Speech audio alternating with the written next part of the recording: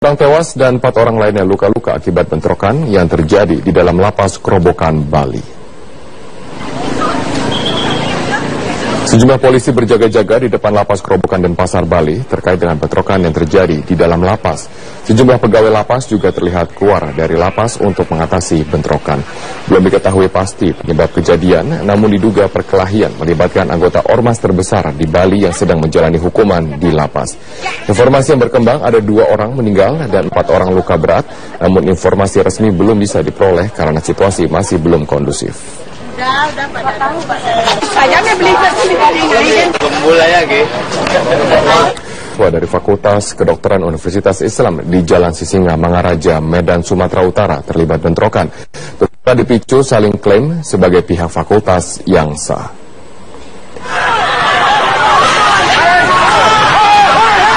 Bentrokan ini dipicu oleh ratusan mahasiswa, staf, dan karyawan atas nama Universitas Islam Sumatera Utara di bawah Yayasan Kepengurusan Zainuddin yang berusaha menduduki kampus Fakultas Kedokteran yang sedang dikuasai oleh kubu yayasan di bawah kepemimpinan Ikhwan Bahrum Jamil. Namun aksi itu dihalangi oleh massa Ikhwan Bahrum Jamil. Bentrokan pun tidak terhindarkan.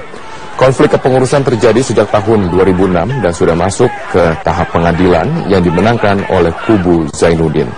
Akibat bentrokan ini, sebanyak 6 orang mengalami luka-luka.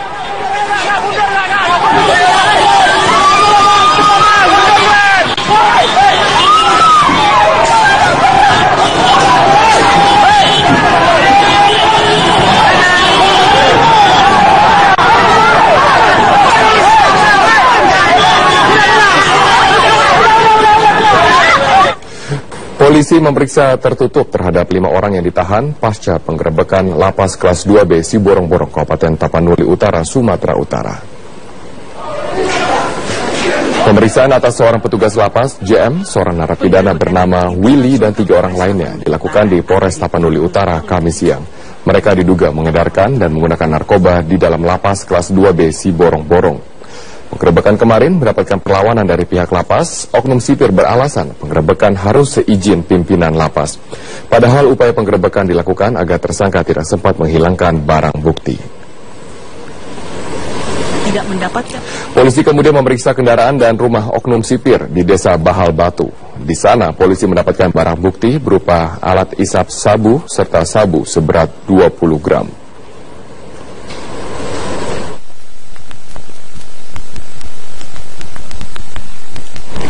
Kita beralih ke informasi Gunung Api Bromo di Probolinggo, Jawa Timur masih erupsi, walaupun fluktuatif atau kondisinya masih berubah-ubah, namun ada kecenderungan mengalami peningkatan. Hingga Kamis siang, gempa tremor masih terjadi di Bromo dengan amplitudo frekuensi berkisar antara 2 hingga 36 mm. Sementara arah gerak abu vulkanis mengarah ke barat laut sampai utara. Petugas pengamatan Gunung Api Bromo menyatakan kondisi Bromo masih fluktuatif dengan kecenderungan meningkat dalam beberapa hari terakhir. Dengan begitu, petugas PVMBG melakukan pemantauan selama 24 jam penuh.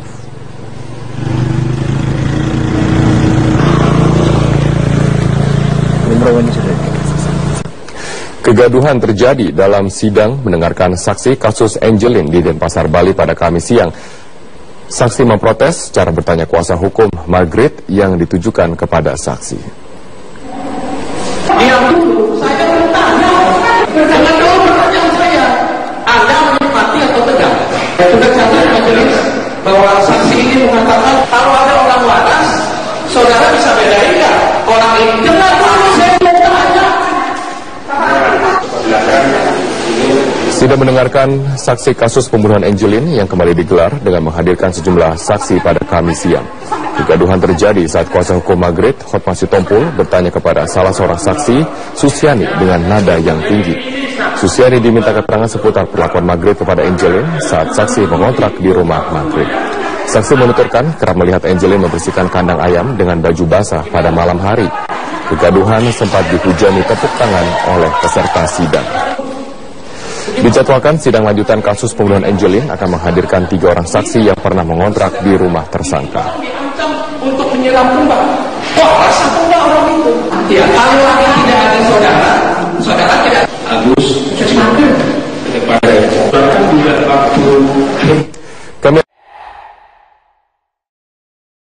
Di kota besar sekelas Jakarta, 80% trotoarnya tidak bisa diakses para pejalan kaki. Itulah fakta yang ditemui Jane Simangunsong. Bahkan sejumlah penelitian menyebutkan trotoar di Jakarta adalah yang terburuk di Asia. Ketika trotoar sudah menjadi ladang mata pencaharian dan sarang pelanggaran, hak pejalan kaki kian terpinggirkan. Di Indonesia, 18 pejalan kaki meninggal dunia setiap harinya di jalan raya.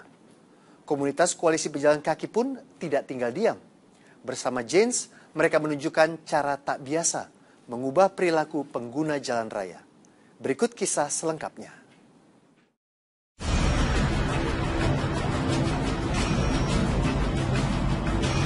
Kebutuhan dasar manusia itu adalah berjalan kaki. Ibu kota selevel Jakarta, itu 80% fasilitas trotoarnya itu tidak bisa diakses oleh para pejalan kaki.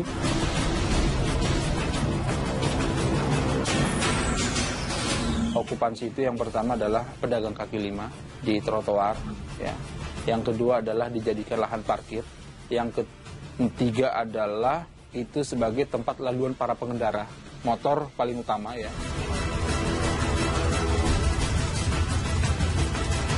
Jadi itu adalah yang menjadikan trotoar ini sebagai ladang pembantaian bagi pejalan kaki.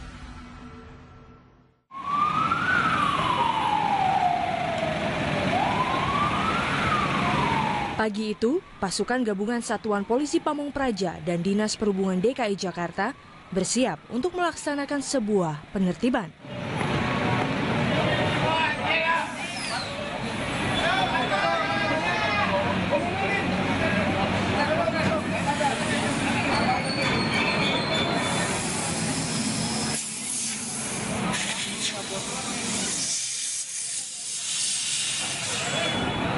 Penertiban yang membutuhkan lebih dari 10 mobil truk pengangkut dan ratusan anggota.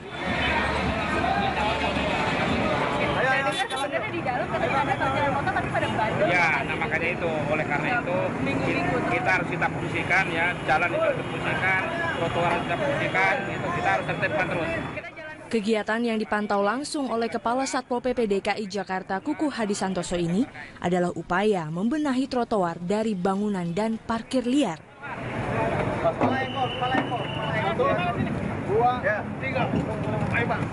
Ini bukan kali pertama penertiban dilakukan, namun efek jera tak kunjung didapat. Satpol PP itu kan non yudisial, ya, jadi tidak memberikan vonis ini itu. Jadi kalau mereka itu paling tipiring, tidak pidana ringan, ada sanksi. Tetapi kembali tadi Satpol PP tidak bisa memutuskan berapa rupiah, berapa bulan tadi. Selain sanksi yang dianggap ringan, Kepala Dinas Perhubungan DKI Jakarta Andriansyah menjelaskan fakta lain tentang sulitnya membenahi parkir liar di trotoar. Sebuah pelanggaran fasilitas publik yang tak kunjung berhenti. Jumlah parkir liar itu sangat banyak, sangatnya 3 loh. Iya banyak kan. Jadi tidak sebanding dengan jumlah, ya, anggota kami dan, ya, jumlah truk untuk ngangkutnya. Gitu. Karena kalau kami lihat tuh itu paling top itu 200, Mbak. 200 paling top motor. Iya, 200 motor setiap tuh. hari. Setiap kali kita penertiban. Namun upaya petugas ini seolah sia-sia karena pemarkir liar tak kehilangan akal untuk mensiasati petugas. Ya terpaksa kita operasi cabut pentil. Namun, ya susah juga kalau ngomong di sini, ntar pada tahu lagi. Gimana, Pak? Iya, bis gimana ya, susah juga ya. Ternyata masyarakat lebih pintar juga. Kalau cabut pentil dia udah siapin tuh pentilnya, udah siapin tuh kompresornya gitu. Itu yang bikin kita bingung kan. Inilah gambaran sisi jalan yang kian hilang. Meski banyak peraturan yang mengutamakan keselamatan dan keamanan pejalan kaki, namun faktanya pengguna jalan justru makin tersingkir dari trotoar.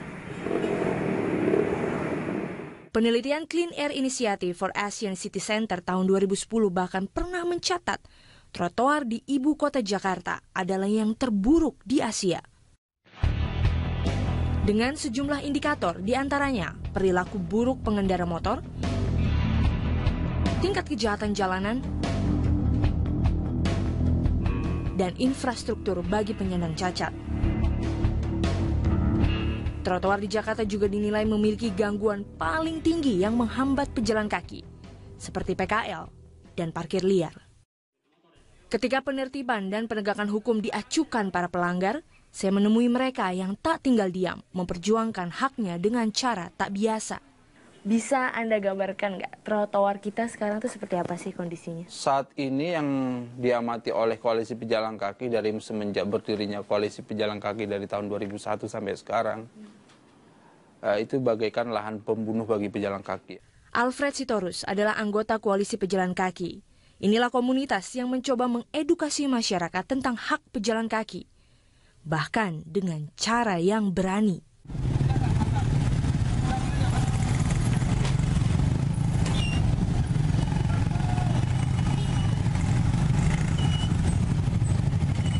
Inilah aksi demonstratif anggota Koalisi Pejalan Kaki dengan satu tujuan, merebut hak kembali, memperjuangkan nasib para pejalan kaki.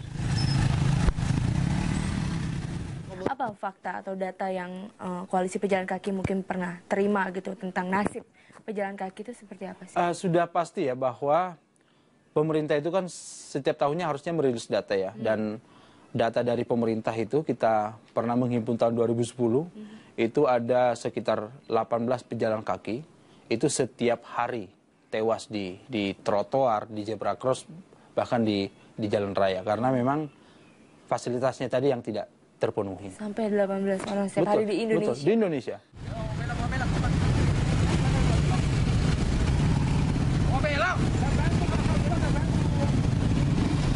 Menegur yang melanggar berarti mengundang berbagai reaksi. Itulah resiko yang harus dihadapi Koalisi Pejalan Kaki dalam menjalankan aksinya.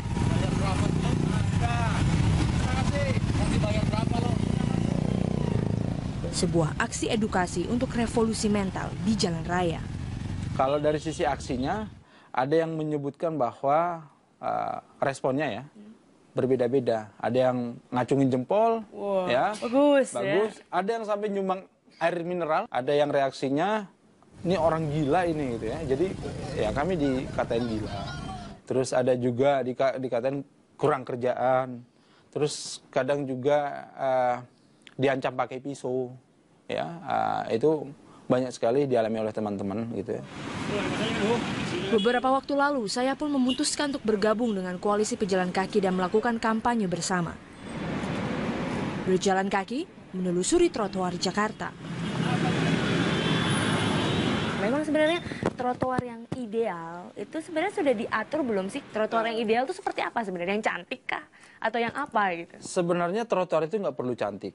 Dan nggak perlu dibuat dari keramik trotoarnya. Dengan pot bunga besar-besar. Betul. Yang perlu itu adalah bagaimana itu bisa diakses, ya. Dan itu sudah diatur di salah satu kementerian PU, ya. Minimal itu ya 2 meter untuk sebuah bidang jalan, ya. Karena itu di situ nanti akan ada jalur hijaunya, ya, untuk